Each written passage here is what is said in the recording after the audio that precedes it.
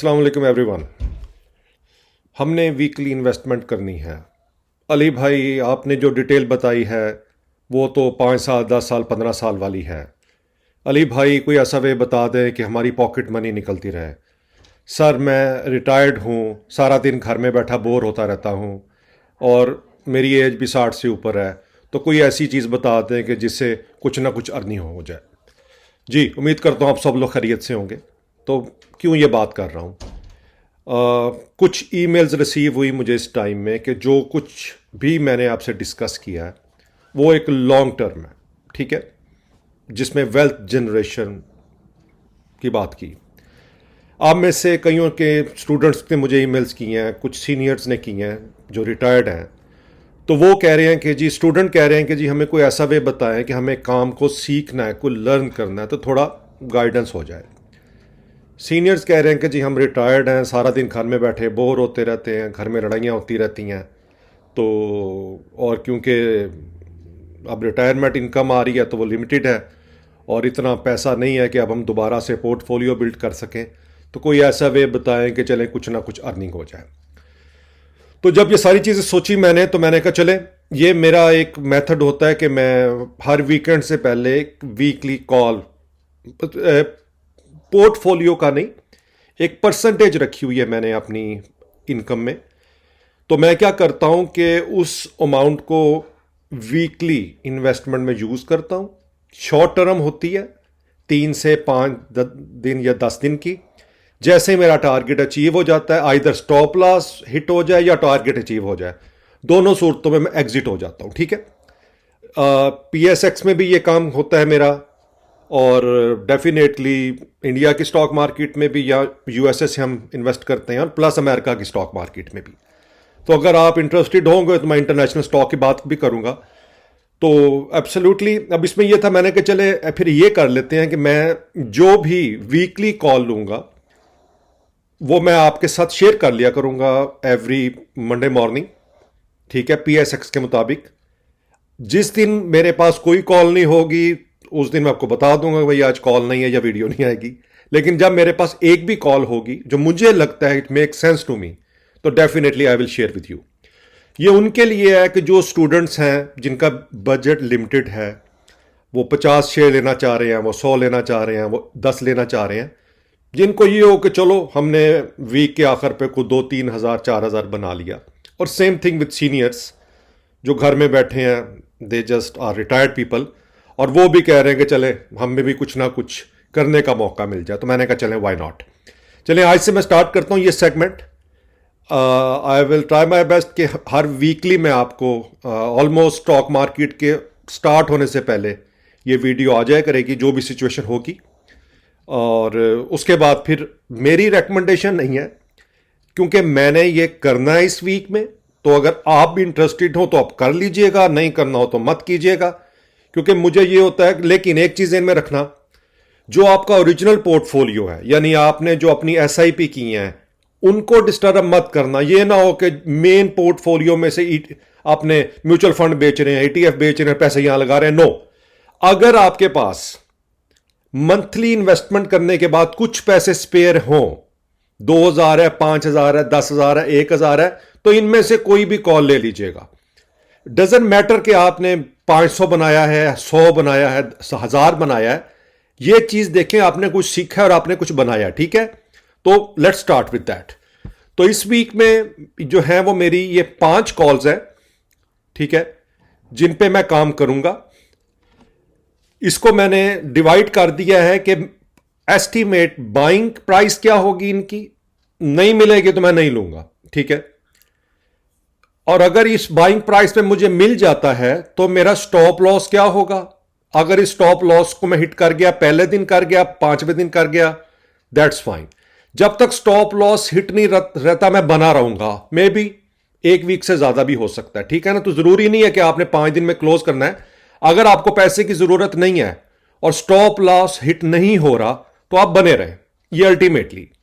और थर्ड मेरा होगा सेल टारगेट, कि जब भी इससे इस रेशो में जब भी ये शेयर पहुंचेगा मैं इसको सेल कर दूंगा, ठीक है। इंस्टेंट कि अगर मेरे पास कोई और ऑप्शन, या मैं सेल कर दूंगा, क्योंकि स्टॉक चेंज होते रहेंगे, ठीक है। ये एक जस्ट फॉर यू नो, एक जब आप स्टॉक मार्केट में होते हो तो आप उसे दूर नहीं रह सकते, तो कुछ ना कुछ आपको होता है कि चलो let's we try something, you know, earning भी हो जाती है, लर्न को भी मिलता है। तो अब ये प्राइस देख लें कि मेरे इस वीक के 5 स्टॉक्स देख लें। अगेन फाइनेंशियल एडवाइजर नहीं हूं, मैंने ये ट्रेडिंग इस वीक में करनी है, ठीक है। और उसके बाद अगर स्टॉप लॉस हिट हो गया तो बेच दूंगा, सेल टारगेट हिट हो गया फिर भी बेच दूंगा, और अगर दोनों हिट नहीं होते तो मैं वेट करूंगा, अगर मैं बिटवीन में हूं तो मैं वेट कर लूंगा कि चलो दैट्स फाइन, अगर इस टारगेट के थ्रू सेल हो जाए ठीक है, लेकिन अगर इसके ऊपर भी मेरी बाइंग प्राइस के ऊपर भी सेल हो रहा है तो मैं तब भी फ्राइडे वाले दिन आई विल सी के ओके लेट इट गो, ठीक है। तो इसको जरा समझ लेना इस कॉल को, और उसी लिहाज से आपने बात करना है। पहला है SYM सीमेंट्री, ये मैं 1975 से 2075 के दरमियान में किसी भी रेट में बाय करूंगा। अगर ये 1870 पे पहुंच जाएगा तो मैं सेल कर दूंगा, और अगर ये ऊपर जाता है तो मैं 2190 से 2275 के दरमियान में इसको सेल कर दूंगा। तो स्टॉप लॉस और ये तो जो भी इसमें बचेगा वो मेरा प्रॉफिट होगा। सी एनर्जी 7 फरवरी को सुना है कि कोई इंप्रूवमेंट हो सकती है, ठीक है, इसमें रिफाइनरी में। तो आपके पास ज़्यादा तो रिफाइनरी के है नहीं स्टॉक, नेशनल रिफाइनरी है, अटक रिफाइनरी है, सी एनर्जी और PRL है, वो तो बहुत ऊपर पे है, लेकिन इनमें अभी ग्रोथ है, तो लेट्स सी। सी एनर्जी मैं 741 से 775 के दरमियान में बाय करूंगा किसी भी रेट में। 675 मेरा स्टॉप लॉस होगा, मैं बेच दूंगा अगर इस लॉस पे आया, और अगर मैंने सेल करना है तो मैं इसको 860 से 950 या 1045 के दरमियान मैक्सिमम सेल कर दूंगा। पहली दफा अगर ऊपर जा रहा होगा तो दूसरे में, और नहीं जा रहा होगा, और अगर इधर भी पहुंच गया तो मैं फिर 11 का वेट नहीं करूंगा, मैं निकल जाऊंगा, ठीक है। PRL पाकिस्तान रिफाइनरी मैं 4245 पे से लेके 4302 के दरमियान में बाइंग करूंगा। 3995 मेरा स्टॉप लॉस होगा। 4445 से 4655 से अप टू 4810 तक मैं इस रेंज पे जाऊंगा तो मैं इसको सेल करूंगा। अगेन ये इन्वेस्टर की कॉल नहीं है, ये उनके लिए है जिन्होंने वीकली मार्केट में ट्रेडिंग करनी है और कुछ ना कुछ बनाना है। कुछ बन भी सकता है, लॉस भी हो सकता है, तो मेक श्योर करना इसको इसी लिहाज से करना। ये ना हो कि आप इसको लेके बैठ जाओ, क्योंकि ये आपके वो कोर पोर्टफोलियो का हिस्सा नहीं है जो मैंने शुरू में बताया था। वो है लॉन्ग टर्म इन्वेस्टमेंट, 10 15 20 साल, ये उनमें नहीं आते, ठीक है। अगला होगा FFL फौजी फूड 1925 से 1955 के दरमियान में मैं इसकी बाइंग करूंगा। 1530 मेरा स्टॉप लॉस होगा, और सेल जो होगी वो 2045 से 2325 के दरमियान में, ठीक है, मैं इसको सेल कर दूंगा। आपने देख लेना ये मेरा स्टॉप लॉस है। अगर आपका स्टॉप लॉस हो कि नहीं हमने तो इसको 19 पे लिया है तो मैं 1850 पे बेचना चाह रहा हूं, बेच दे, आपकी मर्जी है, लेकिन मेरा और हिसाब है, मैं क्योंकि डेफिनेटली मैं और तरह से लेता हूं। तो आपने अगर स्टॉप लॉस को अपनी मर्जी से भी एडजस्ट करना हो कर लीजिएगा, जो आपको सूट करता है, नॉट फॉर मी। टारगेट को भी देख लीजिएगा, मैं तो आपके साथ अपना प्लान डिस्कस कर रहा हूं। GGL है 1560 से 1635 के दरमियान के अंदर आया रेट तो मैं बाइंग करूंगा, नहीं आएगा तो मैं बाइंग नहीं करूंगा। स्टॉप लॉस मेरा 1530 होगा, और इसको 1690 से 1825 और मैक्सिमम 1945 पे जब ये आएगा तो मैं सेल कर दूंगा, ठीक है। तो ये होगी हम मेरी इस वीक की weekly buying, weekly trading in PSX। बाकी डेफिनेटली अदर भी हैं मेरे, वो भी सेटअप है सारा स्केड्यूल, आई विल सी। लेकिन एक चीज मैं बताऊं कि मैंने अपनी इनकम का एक स्पेसिफिक पोर्शन रखा हुआ है इस काम के लिए। समझ लें कि 5% से मैं ये करता हूं, बाकी 95 मेरे म्यूचुअल फंड में, मेरे ठीक है म्यूचुअल फंड में हो गया, या स्टेक में हो गया, रियल एस्टेट में हो गया, गोल्ड में हो गया, इक्विटी में हो गया, उधर लगाता हूं। तो ये एक बिल्कुल 5% है, जस्ट फॉर कि मैं मार्केट में रहना चाहता हूं, ठीक है। तो आई एम श्योर कि आपको ये अंडरस्टैंड हो गया होगा। अब इसको हम फिर वीकेंड पे देखेंगे, फ्राइडे मैं इसको दोबारा कंफर्म करूंगा कि क्या हुआ, आइदर स्टॉप लॉस सारे हिट हो गए या मेरा टारगेट हिट हो गया। तो लेट्स सी हाउ थिंग्स गोस। कुछ आपके क्वेश्चंस हैं, क्विकली मैं उनको भी देख लूं अभी जो आए हैं, कि how to calculate age for investment. देखो इंटरनेशनल लेवल पे फॉर्मूला चलता है कि 100 में से आप अपनी एज निकाल दें।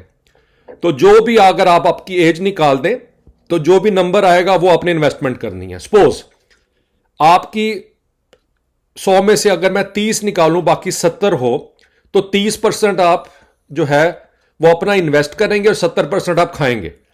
इसी तरह अगर 100 में से 90 आ गया तो 90% आप इन्वेस्ट करेंगे और 10% आप सिर्फ खा सकते हैं। रियलिस्टिकली नहीं लगता, लेकिन फॉर्मूला यही चलता है। तो अगर सपोज आपकी एज 40 साल है तो 100 में से आप 40 निकाल दें, तो मतलब कि 40% आप इन्वेस्ट करें और 60% आप खाएं।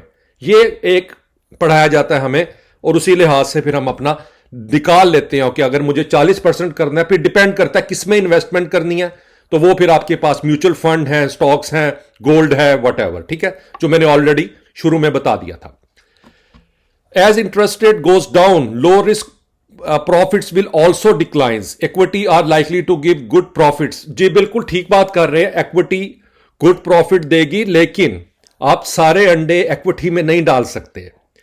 आपको पोर्टफोलियो को इस तरह बनाना है जैसे मैंने एक्सप्लेन किया था कि आप म्यूचुअल फंड में भी रहेंगे, आप गोल्ड में भी रहेंगे, बने रहेंगे, और आप इक्विटी में भी बने रहेंगे। सारा अगर आपने इक्विटी में डाल दिया तो प्रॉफिट तो नीचे जाएगा लेकिन रिस्क हाई हो जाता है।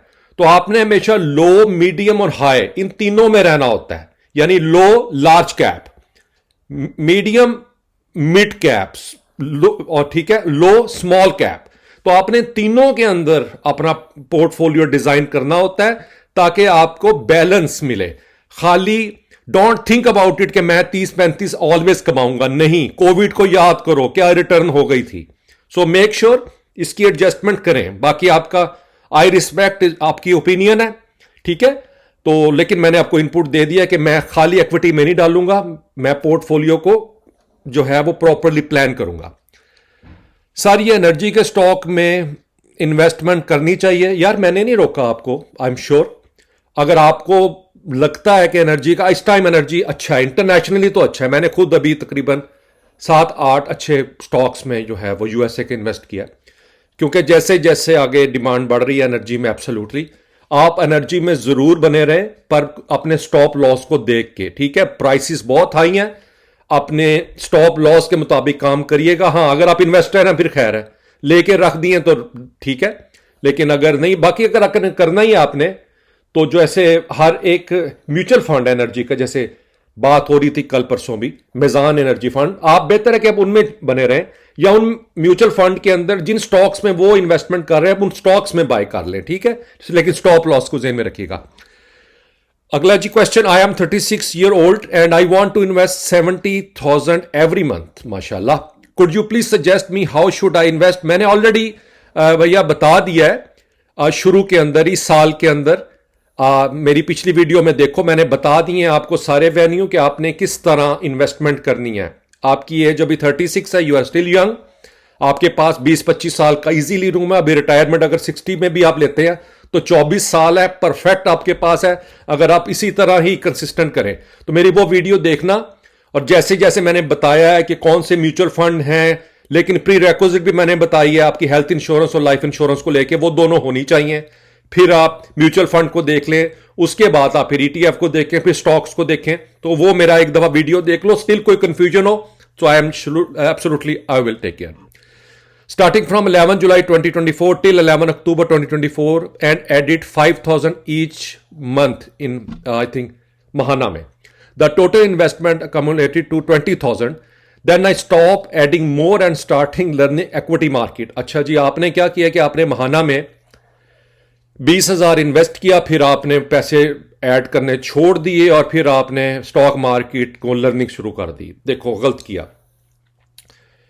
मैं ये नहीं कह रहा इक्विटी में मत जाओ, लेकिन अगर आप इक्विटी को लर्न करने के चक्कर में सारा पैसा गवा बैठे तो फिर आपकी, मुझे नहीं पता आपकी एज क्या है फ्रैंकली, यही चीज़ मैं बार बार समझाता हूं कि आपने जो भी प्लानिंग है उसको 2 से 3 सेगमेंट में डिवाइड कर लो। अगर आप 5,000 अफोर्ड करते थे, मैं आपको क्या कहूँगा कि आप 1,500 महाना में लगा लें, ठीक है, या 1,000 महाना में लगा लें। 1,000 का कोई म्यूचुअल फंड बाय कर लें, जैसे वो मैंने मेजार का बताया था, और 3,000 से आप इक्विटी मार्केट में खेलें, जैसे ठीक है, जैसे अभी कुछ स्टॉक बताएं वो ले लें। लेकिन एक इन्वेस्टमेंट को रोक के और सिर्फ इक्विटी में ही सारा कुछ खेलना होगा क्या भैया? खुदा ना खास्ता अगर कल को आपको लॉस हो गया तो आप लोगों ने कहना है कि स्टॉक मार्केट में जुआ होता है जी, स्टॉक मार्केट तो जी आर्टिफिशियल होती है। नहीं, प्लानिंग से करें, अल्लाह बरकत डालेगा। ठीक है, अगला। Hi sir, I am the one who is invested in 7 funds. Oh doctor साहब आप ओके, मैंने आपको रिप्लाई किया है। While answering to my question, you asked about my age. I am 30-year-old male. I am a doctor by profession. Try to email you, but there is a problem in delivering on your email. Doctor साहब मैंने अब ये किया है, 7 funds frankly बहुत ज़्यादा है, मैं रिकमेंड नहीं करूंगा। 30 ईयर माशाल्लाह you are young, at least 30 years की इन्वेस्टमेंट का रूम है। मैं अब इसमें अभी वीडियो के लास्ट में मैंने अब एक्चुअली मैं पहले यूज़ नहीं कर रहा था एक्स और इंस्टाग्राम, मैंने उनकी भी आईडीज डाल दी हैं। आप उनमें जाके मुझे इनबॉक्स पे मैसेज भेजें तो I will coordinate with you. ठीक है, आप अपना ईमेल भेजिएगा, मैं आपसे कोऑर्डिनेट करता हूं। आप इस तरह पैसा जाया कर रहे हैं 7 म्यूचुअल फंड में डाल के, नहीं इस तरह नहीं करना, आप प्लानिंग से करें। ठीक है ना, माशाल्लाह डॉक्टर हैं और एब्सोल्युटली आप किसी प्रोफेशनल की भी हेल्प ले सकते हैं, लेकिन as per my really honour it कि अगर आप मुझसे कंफर्म करेंगे तो आई will share my opinion with you. तो वीडियो के लास्ट पे जो मेरा डिफरेंट आईडी अगर ईमेल नहीं चल रहा तो उसमें मुझसे रब्ता कीजिएगा। अगला है जी, गैर जिम्मेदार लोग, महाना की बात हो रही है। कई बार रब्ता किया, कोई जवाब नहीं आया, कोई इन्वेस्ट ना करें। 2000 विड्रॉ करवाया, अभी तक अकाउंट में नहीं आया। यार सॉरी टू हियर, एक्चुअली मैंने तो कुछ जिनसे भी पूछा है लोगों ने टेस्ट किया था। एक्चुअली इनका होता क्या है कि आपका CDC में ही पैसा होता है, वहीं से। मुझे नहीं पता आपने रिक्वेस्ट कैसे की, आपके अकाउंट की वैल्यू क्या थी, आपने उनसे कांटेक्ट कैसे किया। अगर तो आप शेयर करें, इनका व्हाट्सएप के ऊपर तो ये प्रीटी कंसिस्टेंट है, ये जवाब दे देते हैं। बाकी CDC का भी आप CDC को ईमेल कर दें अपना आईडी कार्ड और बता दें, क्योंकि मैं बार बार कह रहा हूं कि महाना के पास आपके पैसे नहीं पड़े, आपका पैसा CDC में ही जा रहा है और CDC से ही आना है। तो अगर किसी वजह से डिले हो रहा होगा रिक्वेस्ट को, तो आप CDC से भी कांटेक्ट कर सकते हैं, लेकिन आप एक दफा मुझे बताएं कि आपने किस तरह कांटेक्ट किया इनसे, और 2000 की आपने जो रिक्वेस्ट किया आपके अकाउंट में की वैल्यू क्या थी। ठीक है, तो उस लिहाज से मैं कुछ गाइड कर सकता हूं। बहरहाल मेरे साथ अभी किसी ने शेयर नहीं किया ऐसा इंसिडेंट। ठीक है, लेकिन अच्छा कि आपने बता दिया। हम सब के लिए इज अ न्यू प्लेटफॉर्म, लेकिन मुझे अभी तक कोई कंप्लेंट नहीं आई। मेरे कुछ जानने वालों ने 2-3 दफा विड्रॉ किया, ऐड किया, एवरीथिंग वर्क्स वेल। ठीक है, चले जी, अगला आ रहा है जी लास्ट। अब मैंने जो ऐड किया आपको बता रहा हूं कि अपना ईमेल के साथ मैंने अपना ट्विटर एक्स भी और अपना इंस्टाग्राम भी। सो ईमेल आपके पास ही है, ali_hasan57@yahoo.com। मेरा एक्स जो है वो mymoney75 और इंस्टाग्राम है mymoney75, इसमें मनी में 2 Y हैं। अभी मैंने क्रिएट किए हैं, सो एब्सोल्युटली कि मैंने सोचा कि अगर सम टाइम मैसेज में नहीं होता, क्विकली रिप्लाई करना हो, तो अगर इस पे हम आ जाएं तो आप मुझे ट्विटर एक्स पे भी मैसेज भेज सकते हो डायरेक्टली, आई विल रिप्लाई। और इंस्टाग्राम में भी एब्सोल्युटली आई विल ट्राई कि मैं इसको भी यूज़ करूं। फ्रैंकली मैं नहीं था इनमें पहले, जस्ट ईमेल और दैट। ये नहीं है कि फ्रैंकली स्पीकिंग ज़्यादा एक्टिव नहीं था, लेकिन अब आई एम श्योर कि इन प्लेटफॉर्म में भी I will keep in touch. चले फिर, good luck for this week, और आई होप कि फिर नेक्स्ट वीडियो आपसे मुलाकात होती है। अपना ख्याल रखिएगा, टेक केयर।